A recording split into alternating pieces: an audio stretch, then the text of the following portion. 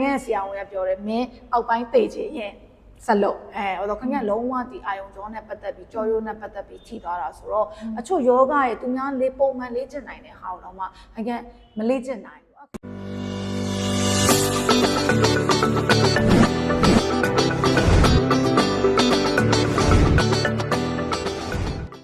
အဲ့ဒါလေးကိုရှင်းပြခြင်းပဲပေါ့နော်ယောဂလို့လူတော်တော်များမြင်လိုက်တာနဲ့ဖြာခင်းမယ်ပေါ့နော်ဒီကိုွေးမယ်ကောက်မယ်ထောင်မယ်ပေါ့နော်ကားမယ်အဲ့ဒါ physical exercise ကိုမြင်ကြတာများပါတယ်လွန်ခဲ့တဲ့ဒီဆယ်စုနှစ်ပေါင်းများဆယ်စုနှစ်ကျော်လောက်ကတည်းကလည်းဒီယောဂကိုအဲ့လိုမျိုးမြင်ကြတာများတယ်ပေါ့မြန်မာနိုင်ငံမှာယောဂကျင့်တဲ့လူတွေတော်များဒီ physical exercise ကိုပို့ပြီးတော့အားပြုကြတယ်ပေါ့နော်ခင်ဗျားက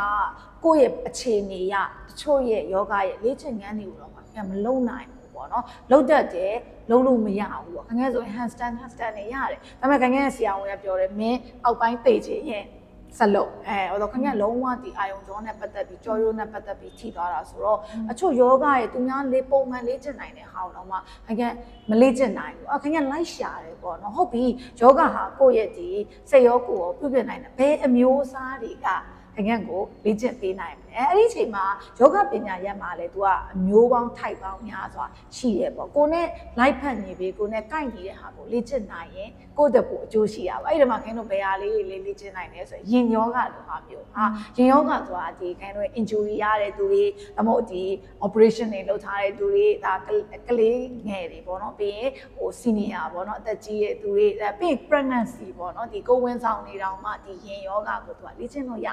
ခန္ဓာကိုယ်ရဲ့ movement ခန္ဓာကိုယ်ရဲ့ breathing နဲ့ကိုနိုင်တဲ့လောက်ကိုပဲ तू တဖြည်းဖြည်းချင်းလေးဆွဲခေါ်ပြီးလေ့ကျင့်သွားတာဖြစ်တဲ့အတွက်အခုလိုခင်ဗျတို့ injury เนาะ serious injury ရတဲ့သူတွေအတွက်ဆိုရင်အရန်ကောင်းနောက်တစ်ခုက तू က mindful yoga ဖြစ်တဲ့အတွက်ကြောင့်ပေါ့เนาะဒီစိတ်ပိုင်းဆိုင်ရာကိုလုံးဝ active meditation yoga ကို physical မဟုတ်ပဲနဲ့ပေါ့เนาะ exercise မဟုတ်ပဲနဲ့လုံးဝ active meditation တစ်ခုအနေနဲ့ပေါ့လုံးဝစမာဓိဆိုတဲ့သမာဓိကိုထူထောင်ခြင်းနဲ့လူတွေဒီ